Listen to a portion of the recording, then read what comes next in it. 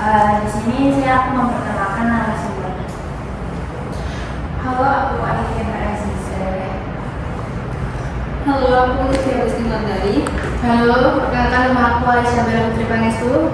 Halo, aku Musnah Sudahayu. Oke, pada podcast kali ini kita akan membahas salah satu kesenian tradisional yang kaya akan nilai mistis dan kekuatan fisik dari Jawa Timur, yaitu reok Ponorogo. Kesenian ini telah bertahan selama berabad-abad dan memiliki sejarah yang dalam serta penuh misteri. Saya akan mengajak kalian untuk menyelami asal-usul reok Ponorogo. Karakter mistis di dalamnya seperti Singo Barong, Bujang Barong, dan Warok, serta nilai-nilai yang terkandung di balik karya ini. Yuk kita mulai.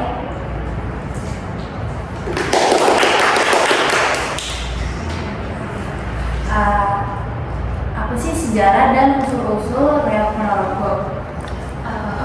Jadi sejarah dan asal-usul reok Ponorogo ini merupakan mistos yang hidup di masa lalu, di mana bahkan ada yang menghubungkannya dengan pemberontakan dari Ki Ageng Kutu di era Majapahit. Nah, di balik tarian reok Ponorogo ini terdapat simbol-simbol perlawanan terhadap kekuasaan yang dianggap tidak adil. Jadi, Ki Ageng Kutu ini menciptakan reok sebagai bentuk sindiran kepada raja yang menurutnya lemah karena pengaruh kuat dari istrinya. Namun, ada juga tidak lain yang menceritakan tentang Raja Kelana, Sewandana dari kerajaan Bentarangin. Ia dikebiri dan berusaha untuk meminangnya. Namun sang raja menghadapi banyak rintangan hingga akhirnya ia membawa pasukannya yang terdiri dari para raja. Setelah itu Bujang Barong untuk merebut hati sang putri. Nah, kisah cinta dan petualangan inilah yang kemudian dilibatkan sebagai pertunjukan reok. Oke, seperti itu. Di sini ada karakter mistis dalam reok Ponorogo. Bagaimana? Jadi karakter mistis dalam reok Ponorogo ini adanya Singa Barong.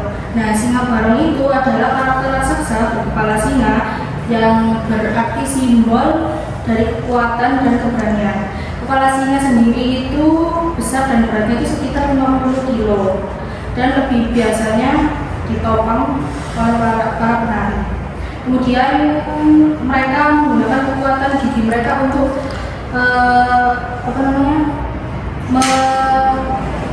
menggigit dalamnya itu untuk keseimbangan untuk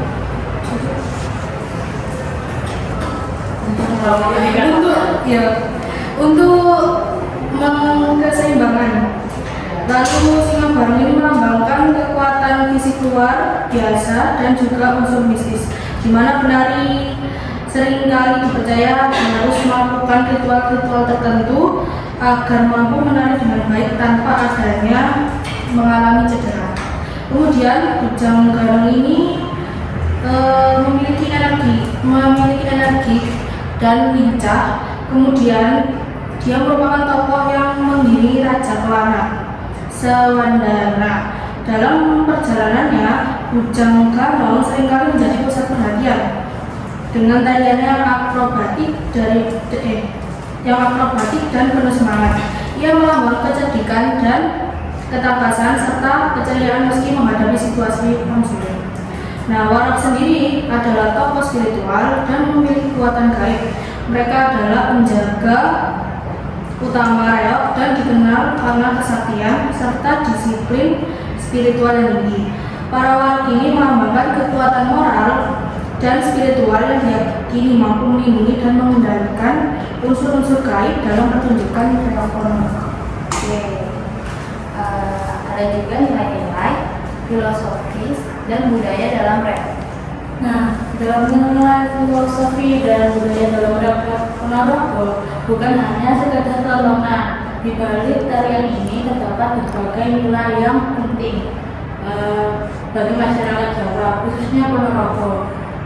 Salah satunya adalah nilai kepemimpinan dan keberanian yang ditujukan oleh tokoh-tokoh seperti Simo Barong dan Raja Kelana Sawardana. Mereka menggambarkan sifat pantang menyerah dan menghadapi tantangan. Selain itu ada juga nilai spiritual dan mistis di mana para penari reog seringkali harus melakukan puasa atau meditasi sebelum tampil. Ini menunjukkan bahwa tarian ini bukan hanya soal fisik, namun juga soal mental dan spiritual.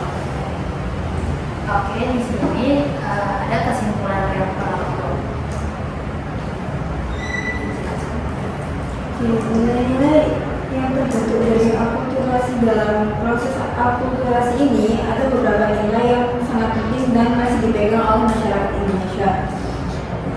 Ini salah satunya adalah toleransi.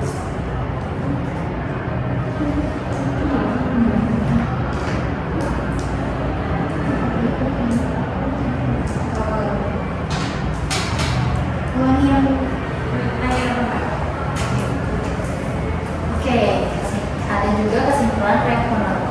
Bagaimana?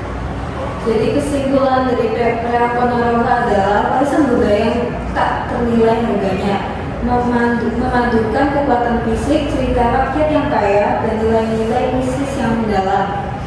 Setiap karakter dari Simo Barong hingga Warog membawa pesan penting tentang kepemimpinan, ketangkasan, dan spiritualitas. Tak heran Reog Ponorogo tetap lestari hingga sekarang dan terus memukau penonton di seluruh dunia. Oke, sekarang kita lanjut ke pembahasan yang kedua adalah menelusuri nilai-nilai Islam dalam budaya Indonesia dan bagaimana Islam menyebar di Indonesia berasli. Iya, gimana sih ngomongnya? Asimilasi.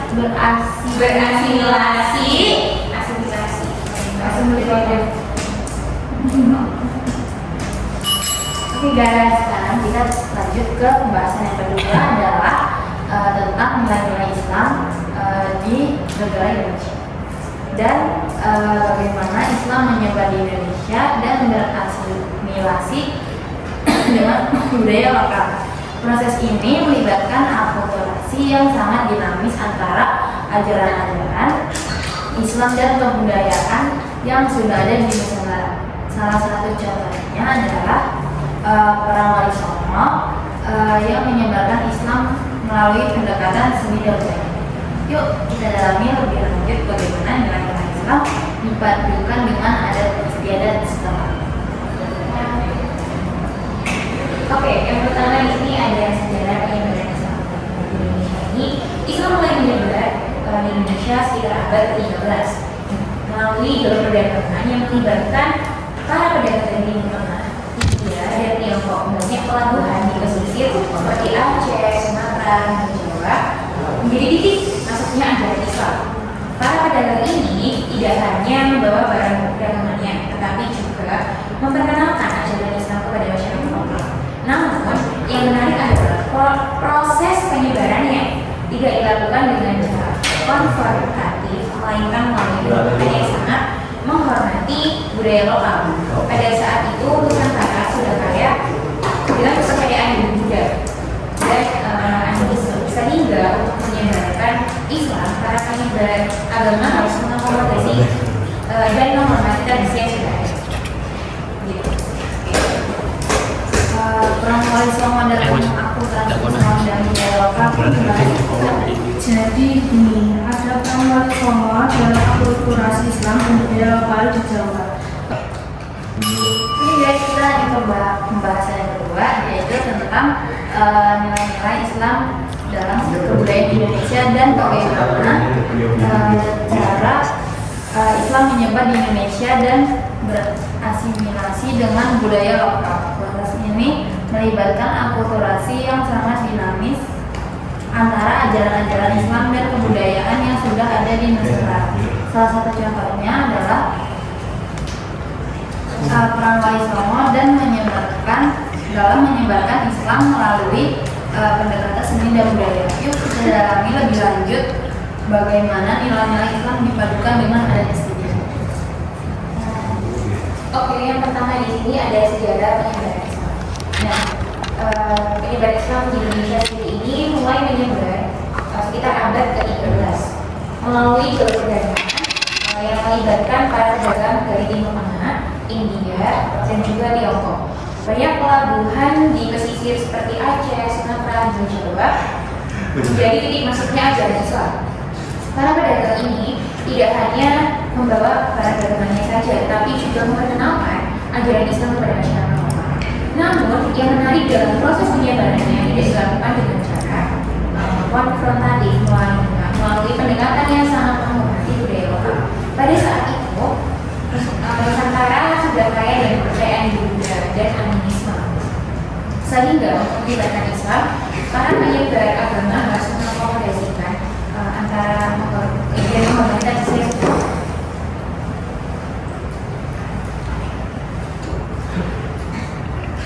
Oke, ada peran Wali Songo dalam akulturasi Islam dan budaya. Bagaimana? Kemudian ada peran Wali Songo dalam akulturasi Islam dan budaya lokal di Jawa. Jadi tokoh yang paling berpengaruh dalam penyebaran Islam adalah Wali Songo atau 9, ulama yang dikenal sebagai pionir dakwah Islam di wilayah ini. Mereka memiliki strategi unik dalam mengenalkan Islam kepada masyarakat.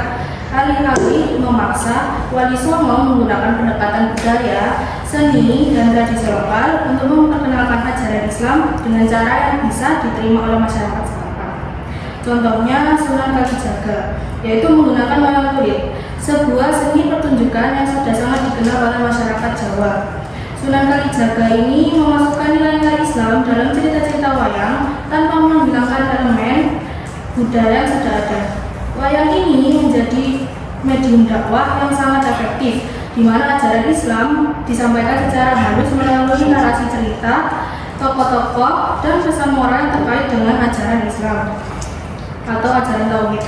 Kemudian ada Sunan Bonang yang dikenal dengan pendekatannya melalui gamelan, musik tradisional, kemudian dan lain-lain. Ia menciptakan lagu-lagu Islam yang kemudian dinyanyikan dalam bentuk tembang Jawa. Dalam bentuk tembang Jawa. Dengan cara ini, ajaran-ajaran agama Islam seperti tauhid, akhlak, dan ibadah diperkenalkan tanpa menimbulkan resistensi dari masyarakat lokal. Oke, ada juga proses akulturasi dalam upacara adat dan tradisi lokal. Nah, jadi proses akulturasi dalam upacara adat dan tradisi lokal, salah satunya mengenai aspek menarik dari asimilasi Islam dan budaya lokal di Indonesia adalah bagaimana nilai-nilai Islam dipadukan dengan upacara adat. Baiknya upacara adat yang awalnya berasal dari tradisi Hindu-Buddha atau kepercayaan lokal, tetapi kemudian diadaptasi sehingga sesuai dengan ajaran Islam. Lalu contohnya upacara selamatan atau kenduri. Tradisi ini masih dilakukan oleh banyak masyarakat di Indonesia, di mana mereka mengadakan doa bersama untuk peristiwa-peristiwa penting seperti kelahiran, kematian, atau panen. Dalam Islam, acara ini menjadi media untuk berdoa kepada Allah dan memperkuat ikatan sosial dalam masyarakat. Lalu contoh lainnya adalah Grebek Maulud di Yogyakarta, sebuah tradisi yang masyarakat kelahirannya Nabi Muhammad tahun meski bentuk perayaannya masih terpengaruh budaya lokal dengan arak-arak besar. Oke, ada juga nilai-nilai yang terbentuk dari akulturasi dalam proses akulturasi. Nilai-nilai yang terbentuk dari akulturasi dalam proses akulturasi ini ada beberapa nilai yang sangat penting. Salah satunya yaitu adalah nilai toleransi. Penyebaran Islam di Indonesia melalui pendekatan yang damai dan menghargai tradisi setempat telah menanamkan sikap toleransi yang dan beragama. Masyarakat Nusantara tidak dipaksa untuk meninggalkan kebudayaan mereka, kebudayaan lokal dengan ajaran Islam. Kemudian ada juga nilai gotong royong yang dikuatkan oleh ajaran Islam tentang pentingnya ukhuwah atau persahabatan. Dalam tradisi kenduri atau gotong royong masyarakat, kita bisa melihat bagaimana nilai-nilai kebersamaan dan kepedulian sosial sejalan dalam ajaran Islam tentang pentingnya membantu sesama.